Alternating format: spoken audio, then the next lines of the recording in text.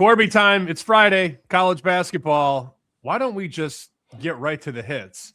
You were on the show last week and told people to bet Duke at 7-1 to win the title.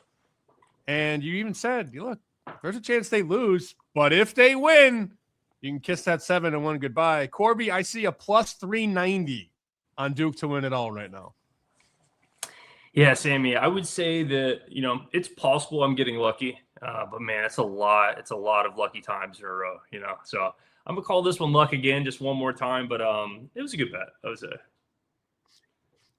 It is interesting how this market does change, and I'm pulling up Prop Shop now. So DraftKings 425, same with Rivers, FanDuel 420, and then a couple 4-to-1s, and then there's that 390 on Caesars, which I'm not advocating for a bet. But I do think it's interesting, and obviously I never prep you for anything. I just throw stuff at you because you're a pro. The Final Four market, is it still relatively cheap at minus 130? I'm not looking to lay 140, 150 because I remember before they beat Michigan, it was like plus 110. Obviously, you've missed the price, 40 cents off. But can minus 130 still be cheap on a team that's going to be favored in every game they play to make the Final Four? I'm kind of in the camp that like all derivatives just come down to the very top, and the very top is national champ. So if you don't like the national champ pricing, you could probably convince yourself that maybe the price is better because if they faced X in the Final Four, then it would be a bad matchup. So you could find some spots, but I think Final Four, if you don't like the future for national champ, basically Final Four, you need to wait till the brackets are revealed. If you get like a favorable, everyone's going to get it at once, so you're going to have to be quick. But no, I wouldn't say I would be running to a Final Four at this point. I really like this Duke team, don't get me wrong, but minus 30, unless you just find like an egregiously off market number is not the greatest. Hey, Sammy, before we dive into some Final Fours, let's just get a little pat on the chicken dinner back. We have, for the dinner, we've got 2 college basketball futures national champs. That would be the number 2 team in the nation and the number 3 team in the nation. So we're in a pretty good spot, feeling pretty good. The only real worry of liability really isn't even Michigan. It's kind of Florida. Like I don't have any Florida. I have a little bit, but not enough. They're really good. Yeah, they really have found their stride, and this is when you want to find it, late February, early March. I remember you and I were talking last year because Florida was, I want to say, 8-1 to win it all before the SEC tournament. And then going into Selection Sunday, they were plus 350, and everybody's picking them to go to the Final Four. I'm like, it's not that easy. And then, of course, we got all the 1 seeds to make it home. That guy can coach, man. Golden he's very good at finding their form at the right time. I have no Florida. I'm also pissed at myself, and I told Joe this when we taped our show earlier this week. I was selfishly, I wanted Duke to lose to Michigan because I wanted 8-1, 750. And then, I got a text at the end of the game, like there's 2 minutes left in the game. And my buddy who doesn't even watch college basketball was like, hey, man, Duke's pretty good. I think they might win it all. I'm like, shit. like it just does take one big marquee win against a team like Michigan, huh? Yeah, and that's your if you're asking about prices of like where you should get in, just always, anyone watching this, just reference the times when people tell you like this is the team. Circle that price, that is the floor price. So he told you at 4-1 Duke might win. You don't want any Duke at 4-1. Anything higher, like you're in an okay spot. But when your friends start texting you that a team is good, that's usually I'll highlight that and be like, all right, I don't want to touch Michigan at 3.5-1. Anything higher, like maybe we're good. But at this current moment, people like them too much. Yeah, I still look. I understand that the math is very important in your world. But if I can take, and we'll get off Duke in a second, but we have to start there because we literally talked about it last week. Let's say you take Duke in the Final Four market and you parlay it with the Royals to win the AL Central or Scottie Scheffler to win the Masters. We're taking a ticket that likely wins. It's favored. And now it's sort of a key in a potential parlay. So I was looking on DraftKings. I put in Duke to make the Final Four and Scottie Scheffler to win the Masters. He's favored, and he's going to be very live to win at Augusta. I'm taking a minus 130 bet and morphing it into a 6-1 ticket. That's all I'm saying. Like, I do think it's going to win. Obviously, you'd much rather have plus 110 or plus 15, but I think it could be an anchor for a couple future parlays for people that are looking to maybe add a little bit more Duke. That's all. Yeah, there's a few things like I would say also people were really price sensitive, which is good. Like, don't get me wrong, it's good, but they don't take into account that the market isn't static. Like it moves, and it's why the price moved. Like Duke is obviously better than we thought because they beat Michigan, or at least better than most people thought. I thought that was about right. And so as you get more information, of course the line's going to go down. That's why at the start of the season, every future was 9-1, and now we're getting closer to like, hey, like we have an idea. So I would say like kind of in the similar boat is like I'm not scared to add on a position and like cost average. Like if we bought Duke right now, what is Duke? Let's see. Well, best price is 4.25. So it's like let's say you cost average 4.25, and you doubled up the amount of exposure you had. You're like what 6-1, so or 5.75. And so you're not in a bad spot. It's still a really good price, and you're getting more exposure. So I don't mind that idea. But currently, I'm just not running to it at 4-1. There's a few teams that I might look into, but 4-1. I think March Madness is such a volatile thing that if you ask me who's going to win the national championship, I say Duke, if that helps your answer. But there's a lot of good teams that could compete pretty easily. Yeah, I mean, again, like we're having a conversation, 6 days after Duke beats Michigan, so this is not rocket science, but I still think there's a little meat on the bone in that Final Four market, and if you want to hook it with other things, because if you play it out, I was looking at Lenardi's bracketology. What a life that guy has. Just make brackets that don't matter like all year round, or all not even year round, like January, February, March. Just keep making brackets. He's got Duke as the number 1 overall seed in the East region, and the 2 seed is Purdue.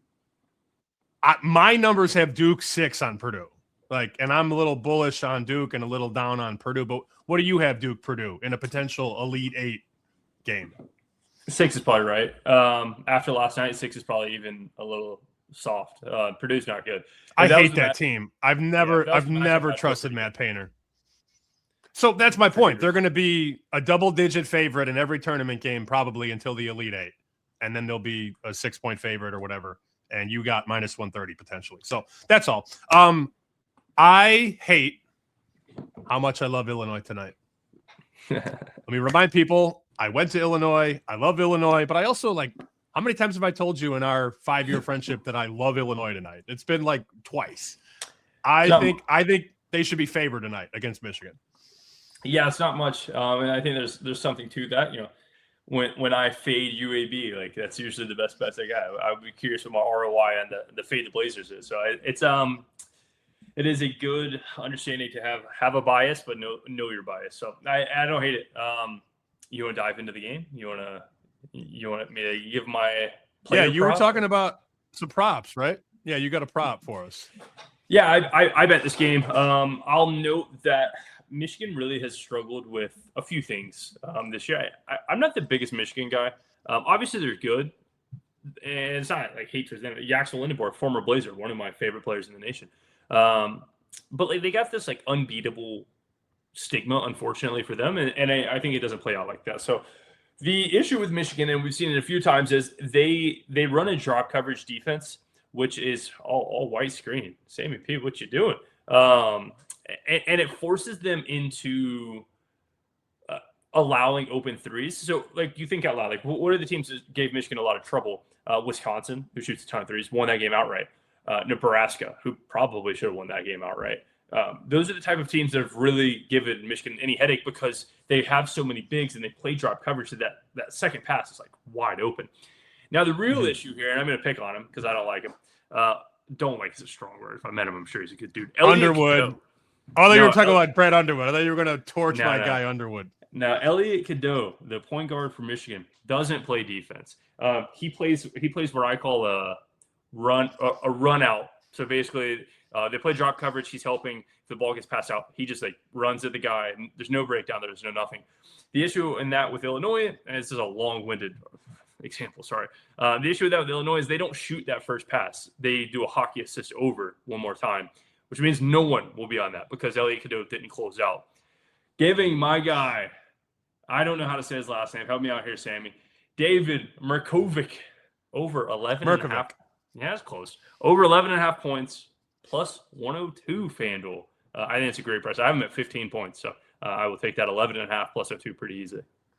With Illinois, it's simple. If they, and this is basketball in a nutshell these days, as we know, you make your shots, you're going to win. They have, of the 40 minutes they play, Underwood has figured it out where of the 35 minutes he's got Stojakovic on the court, give or take, he's got him out there with like 4 other guys that could shoot for the most part. So that second pass is crucial, and the balance is so solid. The passing is crisp. The spacing is elite, and they realistically have, 5 guys that can make a 3 on the court. And so many people jump into Ken Pom and they pull up, well, Michigan's number 2 in total defense. Yeah, but their bigs don't like to get away from the rim. Illinois is going to go 4 wide. Yep. Illinois is going to try and space it out. And if they're making their 3s tonight, they're going to win.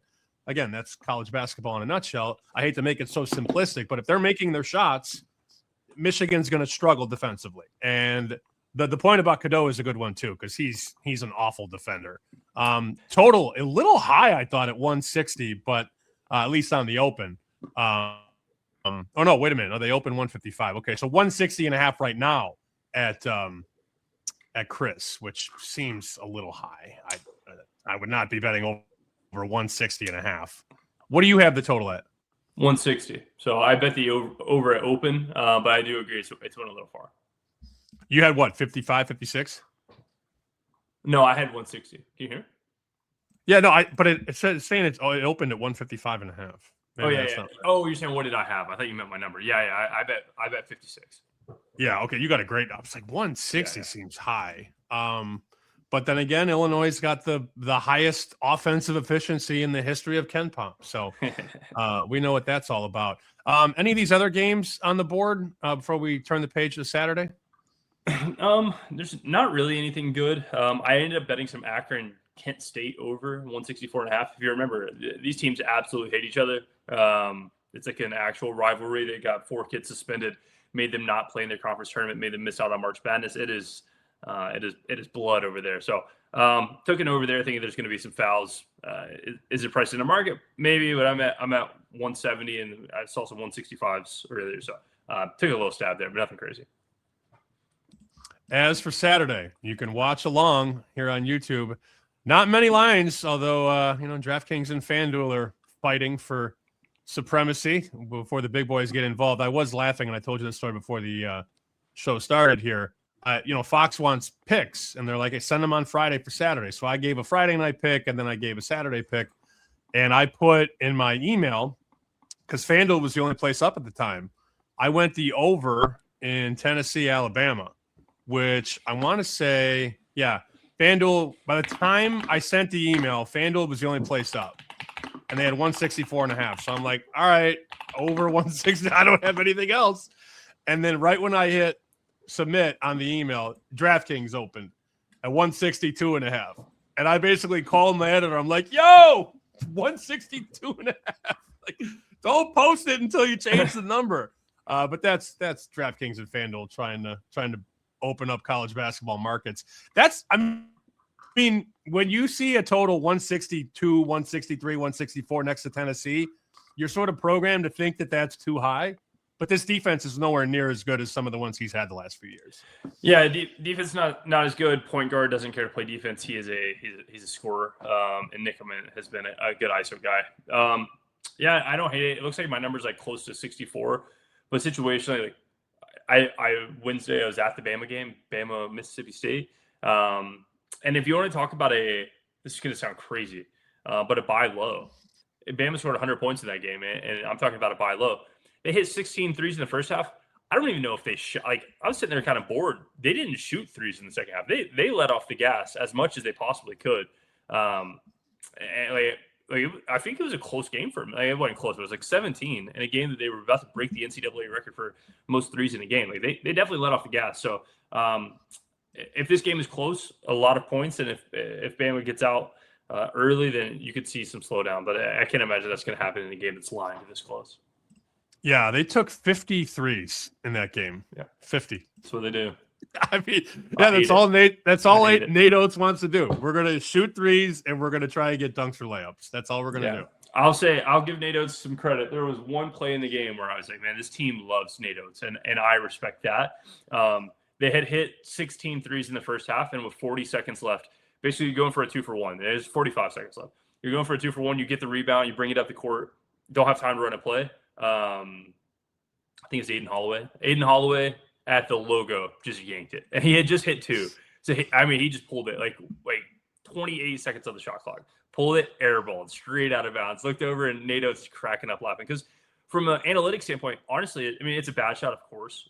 The distance is crazy, but it's for a 2-for-1 opportunity. So it wasn't the worst shot, and so to be able to let your players just have fun up 30, hit 16 threes, it was pretty cool to watch. Yeah, you can't wait until that all flames out in the Elite Eight, and Nate Oates does it again. Because 3-ball does not go in a tournament game. All right, you got the board on Saturday. I know we don't have a lot of numbers out, but I'm sure of some of these marquee games. Let's see. We got. I just put this list out there together. Duke, Virginia, Arizona, Kansas, Iowa State, Tech, Bama, Tennessee, which we just talked about. Arkansas, Florida. You got Zaga, St. Mary's. Anywhere you want to go. Yeah, I will. Give me a second. I will. Oh. There we go. My mic wasn't turned on, but I'll be on a few of these. I'll go first to Florida, Arkansas. I'll be on the under there. Looks like 166.5 is what it opened. Yep, 167.5 at FanDuel. Yeah, so it's getting bet up a little bit. I'll be on that under. Florida's fast, of course, but Arkansas, like what does Arkansas want to do? We just watched them play a 235-point game versus Alabama. They have a great guard. They have Acuff. I've been giving comps to Kimball Walker, who reminds me a lot of the ability to just get his own. It doesn't matter if it's jump shot, 3, layup. It doesn't really matter. So all of this market sentiment is to a high. And now what can Florida for sure do against Arkansas? It's win with the bigs. If they run in transition, you're giving Acuff the ability to play his basketball game. So I think Florida slows this down a ton. So the under 167.5 looks like a good bet. I was looking at the Kansas number, and I want to say I saw 8, and I'm like, ooh, that's a big number. And then I looked an hour later, and it was 8.5. Yeah, Arizona at home against Kansas. I think it's so hard to quantify Kansas with the Peterson kid. What do you even do? How does somebody who wants to quantify everything quantify a guy who doesn't want to play? Yeah, it's an interesting spot. Peterson is. I still think this team is really good. But it's tough. I was talking about this on the show this morning, but the funniest part about my numbers is it uses a lot of player profiling and similarities. We talked about this during baseball season, but basically what is Darian Peterson? He is a scoring wing. What does he do good? What does he do bad? And it takes all of those things and tries to find comps that have played the team that he's about to play. And when you look at the comps for Darian Peterson, it's just not that of a number 1 overall pick. I can pull them up. But when you pull up an AJ DeBonta, it's it'll pull up guys that you're like, wow, these are really good basketball players. We pull up Peterson's comps. A guy like Emmanuel Sharp, who is a really good basketball player, but isn't even the best player on his team, is his most similar comp at 72%. And what is that taking into advantage? I will say that they don't play the same, but that is a high volume 3-point shooter, a high volume 2-point shooter, gets to the rack a little bit, shoots a decent amount of free throws, gets a lot of rebounds. Basically it's the rebound, assist, steal, block, shooting patterns, profiles are all the same, given a relative same amount of shots. So Emmanuel Sharp, we see somebody like Richie Saunders, who's again a great basketball player, not the best player on his team. Keyshawn Hall from Auburn is a 60% match. So I wonder if Peterson will be great.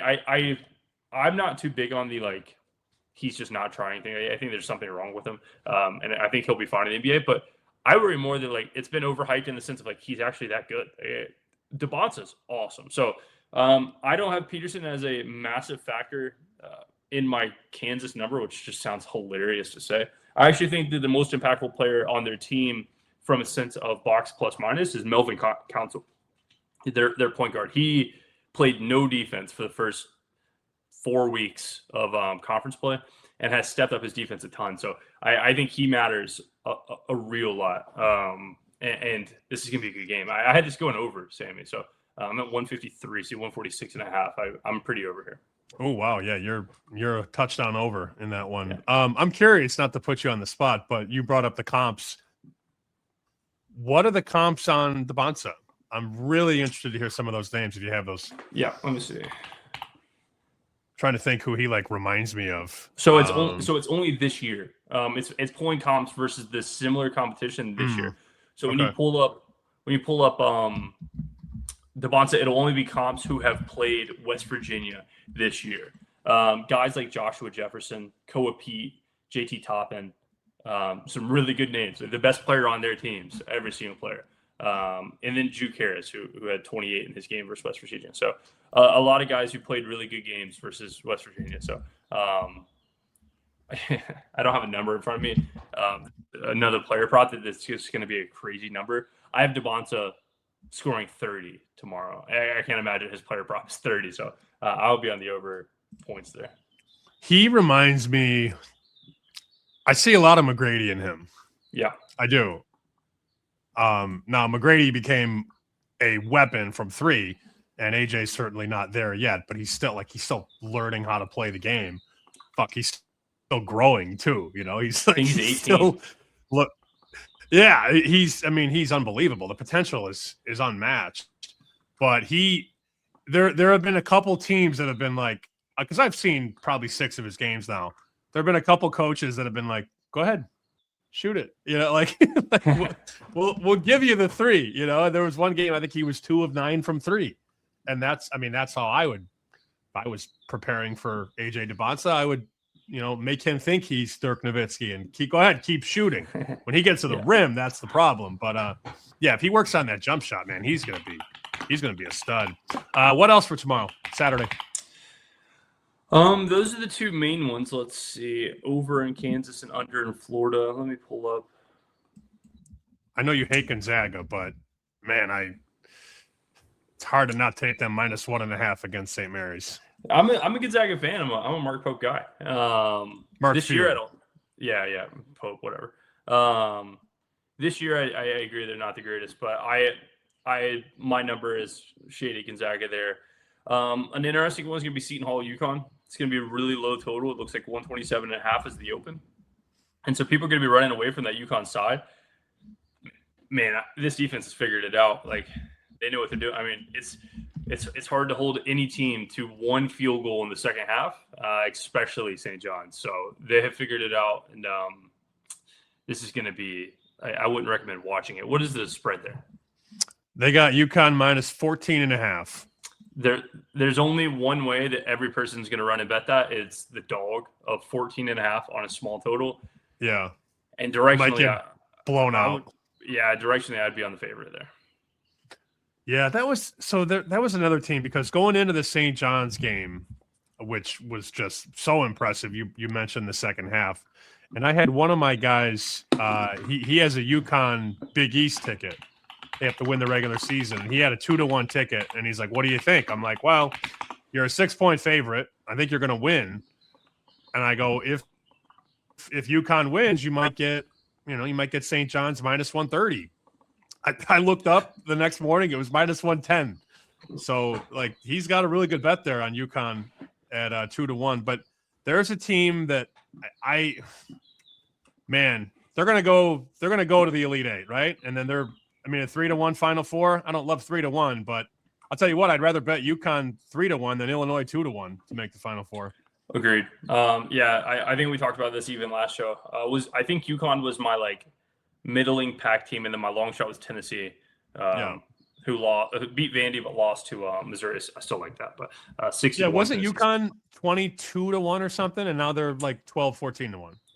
Yeah, I think on the show Friday they were 18. After they lost to St. John's a month back, they were 20. 12 is I would say 12 is probably fair. 11 to 12, that's kind of where I would be in this team. Their biggest issue is they don't have a keen superstar, and in March you kind of have to. That said, this is such a well-coached team who's been there, and all of their players have been there. Caravan has been at UConn since 1976. So I don't think that they have to have a superstar in per se, but yeah, this team's really good. I wanted to, before we get out of here, I was in Florida for the last couple of days. I was with my family, and I'm sure you saw me hitting the mini golf hole-in-one down the steps. But I got home yesterday, and look what was at the front door. Your boy had to re-up. I had to get some more y'all. Nice. Look at that, dude. The peach one, sweet, man. The peach one is insane. Which one's your favorite? Hey, y'all, Southern Sweet, keep it on me, man. Southern Sweet, that's the one. No, that's the. I think that's what it says under it. That's just what I say. No, it says sweet tea. Y'all, Southern Which one's Sweet, your favorite? Peach. Watermelon's really good.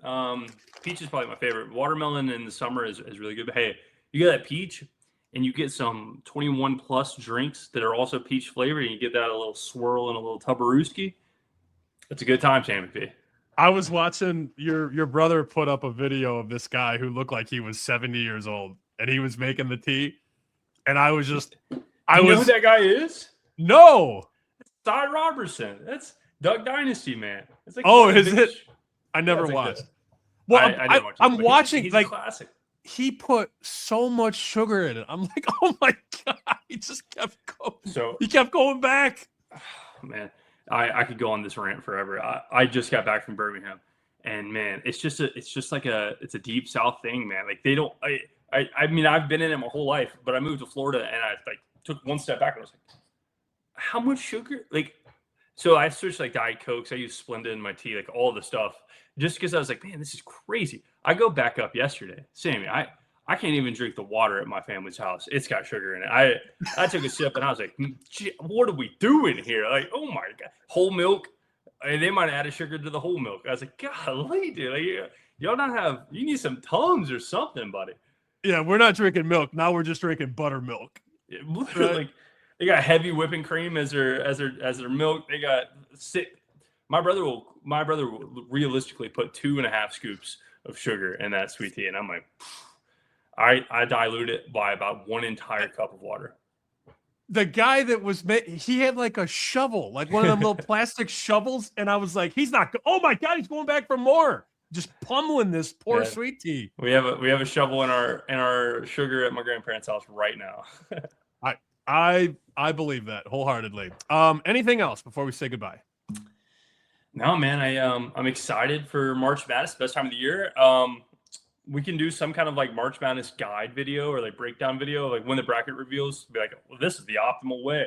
I enjoy those because I think we've talked about this. Actually, Sammy, the first time we ever met was on a March Madness video. You know that? Me, you, and that was Rob Pizzola. That was like 2021, I want to say. Something no, we did a couple spaces, and actually I'm glad you brought that up because I think Joe and I are going to do a show on that Sunday, like right when they put the brackets out. You know, it'll take maybe 10 minutes to populate the lines because they come fast and furious now on Selection Sunday. But we were thinking about, say the bracket show is at 6 Eastern or whatever. We were thinking about going live at 7 and doing like a instant reaction. Lines will be moving, guys making picks, talking shop. I think that would be a really solid idea. So if you're around Selection Sunday night, we'd love to have you be a part of that. Yeah, that'd be fun. I'm always there. Okay, so I'm more excited. You know where to follow Corbie? I was multitasking. I'm watching my clock. Yeah, man. Damn it. You want one more last thing? I'll give the viewers one more last thing. Take this weekend. Sit down at your computer and learn how to use Claude Code. Damn it, you're gonna get passed by me if you don't. Okay, all right. When it's time to talk coding, it's time to say goodbye. For Corbie Craig, I'm Sammy P. We'll talk to you next time right here on Chicken Dinner.